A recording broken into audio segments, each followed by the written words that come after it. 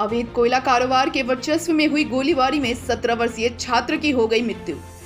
1 महीने बीत जाने के बाद भी नहीं हुई है गिरफ्तारी। 48 घंटे में गिरफ्तारी नहीं होने पर पूरे परिवार थाना समक्ष आत्मदाह करने की दी चेतावनी। धनबाद जिले में अवैध कोयला कारोबार में जहां एक तरफ अवैध कोयला कारोबारी मालोमाल हो रहे हैं, तो वहीं दूसरी तरफ निर्दोष गरीब मजदूर छात्र की बलि हो जा रही है। जोड़ापोखर थाना क्षेत्र के जेलगुड़ा पोस्ट ऑफिस के निकट रहने वाले छात्र अमर गोप की मौत अवैध कोयला कारोबार में हो रही गोलीबारी में हो गई थी।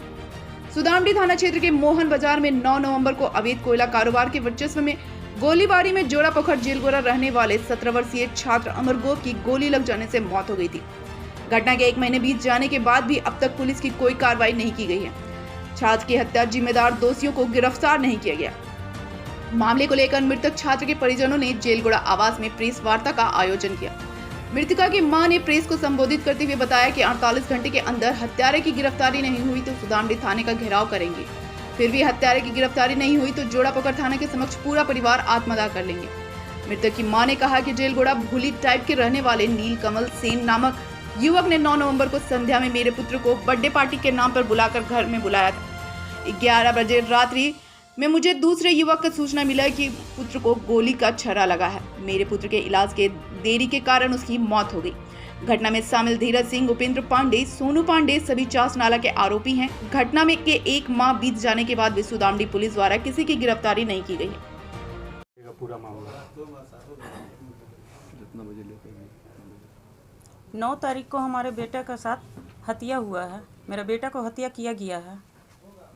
ठीक है, थाना पारिवारिक जो हैं सुदामडी वाले उनके पास गया, वो जो हैं ध्यान दे ही नहीं रहे हैं। और डीएसपी साहब जो हैं आपका सिंदरी का, उनके पास भी खबर गया, लेकिन वो भी ध्यान नहीं दे रहे। हत्यारा लोग को कोई पकड़ने का कोई प्रयास ही नहीं कर रहे हैं। वो लोग जितने लोग हैं लापरवाही खाली कर रहे हैं। बोल रहे हैं क्या कि हाँ, जब हम कॉल करके बोल रहे हैं तो बोल रहे हैं क्या कि नहीं, अभी तो है ही नहीं, कुछ पता ही नहीं चल रहा है, सब भागा हुआ है, हम लगे हुए हैं, लेकिन अभी तक कुछ नहीं किए। 9 तारीख को क्या हुआ था? मेरा बेटा का मर्डर हुआ था। नीलकमल लेकर गए थे। नीलकमल लेकर गए कि हमारे बर्थडे है, बर्थडे के यहाँ जाना है तो चलो। अमर को लेकर गया, हमें पता नहीं था। वहाँ जाने के बाद मेरा बेटा का साथ मर्डर हुआ। तो इसकी सूचना आपको कैसे मिला? हमारे बेटा जाकर मेरा बेटा को जब उठा कर ले गया है आपको पीएमसीएच, तो पीएमसीएच से मेरा बेटा कॉल किया। उसके पास मोबाइल भी था, तो वो मोबाइल किसी और लड़के के पास था, नीलकमल के पास। तो मेरा बेटा दूसरे का मोबाइल से कॉल किया कि मम्मी हम यहाँ पर हैं, हमारा गोली लग गया है। तो बताया गया कि हाँ ये लोग थे। क्या लगता है कौन मर्डर किया? मर्डर किया है ये आपका सोनू पांडे हैं, आपका धीरज सिंह हैं और उपेंद्र पांडे हैं। ये लोग गोली चलाया गया है मेरा बेटा का पास। कारण क्या है?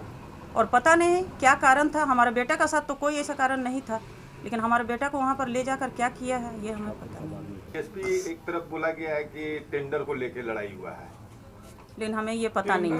उन लोग लड़ाई की बात सामने आ रही है, इस पे क्या कहें? नहीं, ऐसा कुछ भी नहीं है, क्योंकि मेरा भाई 12वीं का छात्र था और उससे ये सब मामले में कभी भी मोहन बाजार से ये सब रिलेटेड में कभी भी नहीं गया है वो। और जो भी ये टिप्पणी दे रहे हैं बिल्कुल गलत है कि मेरा भाई वहाँ पे कोई रंगदारी मांगने के लिए नहीं गया था। वहाँ पे उसको बर्थडे बोल करके उसको लेकर गया था कि यहाँ पे बर्थडे है, उसके नीलकमल जो है वो बुला कर ले गया। अब नीलकमल को पता होना चाहिए ना वहाँ पे क्या मैटर था, नहीं मैटर था।